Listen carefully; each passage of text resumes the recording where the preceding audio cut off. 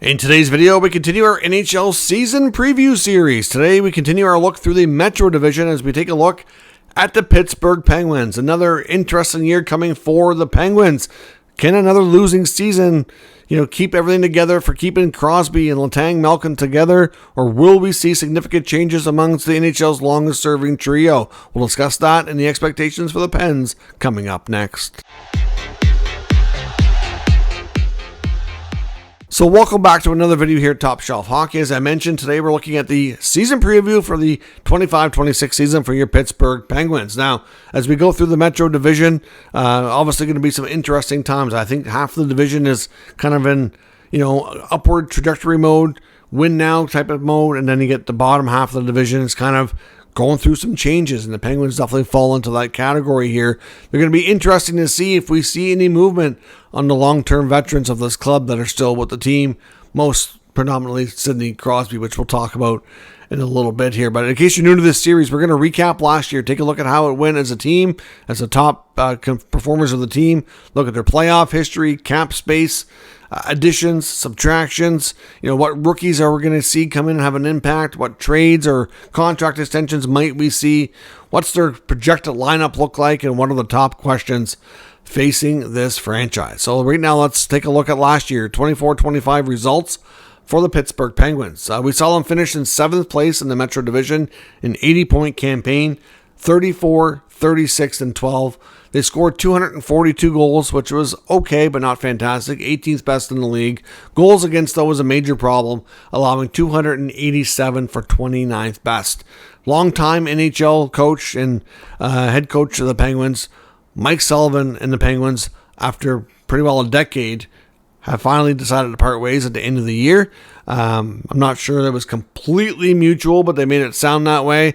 But Kyle Dubas and Sullivan talked and decided it was time for a new voice behind the bench. Of course, they hired Dan Muse to be the next head coach, so it'll be interesting to see. He's obviously a new head coach to the NHL, and we'll see what kind of changes he brings. Looking at their playoff streak, the Penguins have been under the playoffs for the last 3 years. They have not won a playoff series since 2018. Of course, prior to that, they won back-to-back cups in 16 and 17. In 2018, they lost in round 2, and they haven't won a series since. 2018 was a long time ago.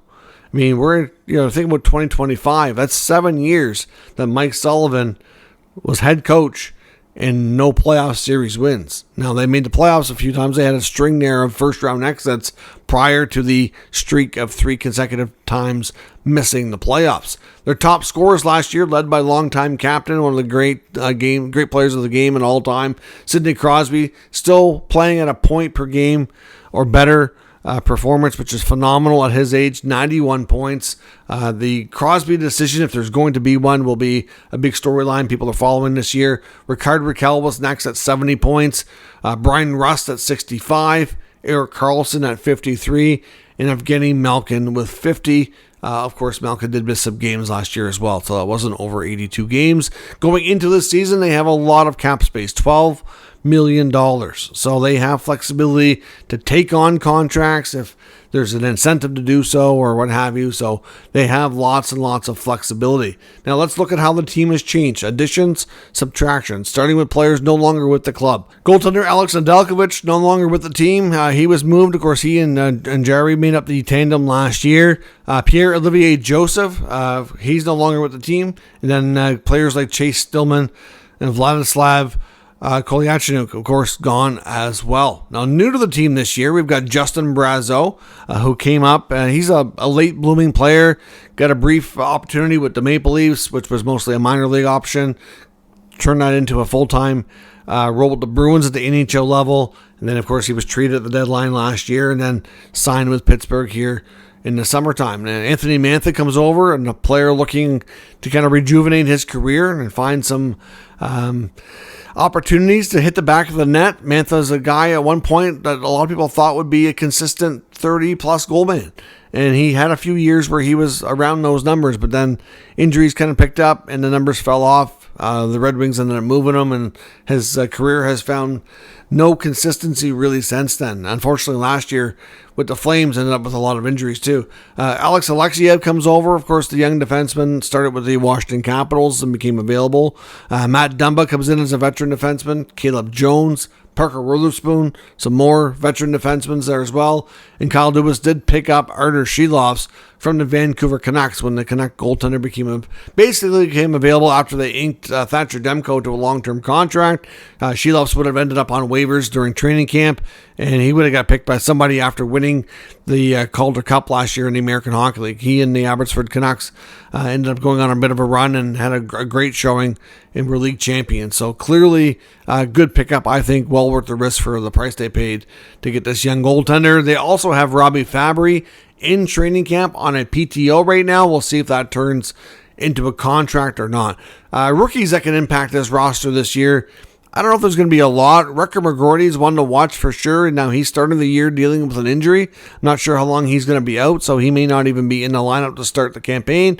Owen Pickering, another guy as well, who could be somebody to watch who can have an impact on this roster. Goaltender Joel Blomqvist, I don't know. He could get some games. A lot of that's going to depend on Jerry, but Blomqvist wasn't exactly, tearing it up when he had his opportunity before. As far as contract extensions that could be noteworthy this year, I don't think we're going to see any, to be completely honest.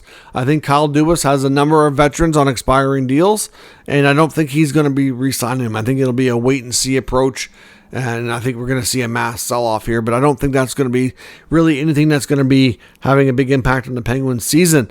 As far as trades go, though, that's going to be where it gets interesting. We've heard lots of speculation that Dubas would like to move a bunch of these veteran guys and start really going into this rebuild. They've already been rebuilding a while, and not too long, but this rebuild's kind of, over the last 1 to 2 years, we've kind of seen them start to manage, kind of trying to get younger while trying to be competitive. And I think Dubas is like, okay, we're not doing that anymore. We're full on tanking. That's kind of the impression I get. So we're going to see guys like Ryan Rust, Rickard Rakell be available, Erik Karlsson. They've all been available for some time if the right deal comes along. The big questions is going to be around guys like Malkin and Crosby. Malkin's in the final year of his deal. He's openly talked about, maybe it'd be nice to retire a Penguin. At the same time, what he saw last year with Brad Marchand, maybe he would go chase a cup if they're not doing well. So I'm not sure what the future is going to hold there, but can Malkin and Crosby withstand the losing, or will they decide to move on? Those are going to be huge questions this year for sure. The projected lineup right now for the Penguins going in for opening night, you're looking at a goaltending tandem likely of Tristan Jarry and Artur Shilovs. You're looking at a decor of your top six probably being Erik Karlsson and Chris Letang will be your two defensemen on the right side. I suspect you're probably going to see guys like Shea or Clifton on the left, and maybe Ryan Graves, Matt Dumba perhaps as a third pair. I think they should give more of an opportunity to Owen Pickering. We'll see where that lies. I mean, obviously, like with Graves, I know Graves hasn't been great, but the contract is, dictating that they probably should give him a chance to play. I don't know. I mean, it's not always, contracts shouldn't always dictate that, but that it does to some degree. But they have, between Pickering and Alexiev, they have 8, and not to mention Caleb Jones, actually, and Witherspoon. So they have a lot of defensemen. Some of these guys will end up going down to the minors, and some of these guys will likely be moved during the season, creating more of an opportunity later in the year. Your forward group to start the year, you're looking at a top line probably of Crosby, Rust, and Rakell. Second line probably of Malkin, Mantha, and Koivunen. Third line of Tommy Novak, Philip Tomasino, and Danton Heinen. Your fourth line is likely Blake Lizotte, Connor Dewar, and Justin Brazeau. Now, of course, you have other players like Kevin Hayes, Rekar McGroarty, Nola Cherry. They'll all be in the mix there too, but right now they're all injured, and it's not clear if they're going to be available for opening night. If they are, then that lineup I just gave you will look a little bit different. But the top questions facing this team, no doubt, is are the Penguins and Kyle Dubas going to take this team into full-on tank mode? That's the impression I get. Kind of following this team, that's the impression I get from Dubas, is that full tank mode is where we're heading. I think we're going to see a sell-off, and I can see an aggressive sell-off early for teams that don't start well. I think you're going to see teams that are contenders being very aggressive early in the year. You got to remember this year, there's your March trade deadline like usual, but there's also an Olympic year. So you're going to have a big layoff in February. You're going to come back, have a short stretch, then have the trade deadline. So I think you're going to see teams probably pounce on the weaker teams and try to get some players traded earlier.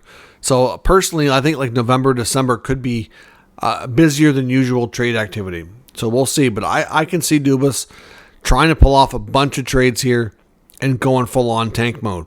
So like a lot of mass exodus. But the bigger questions are Crosby and Malkin. Are they going to move? And it's going to be, you can't answer that question because it's completely up to them.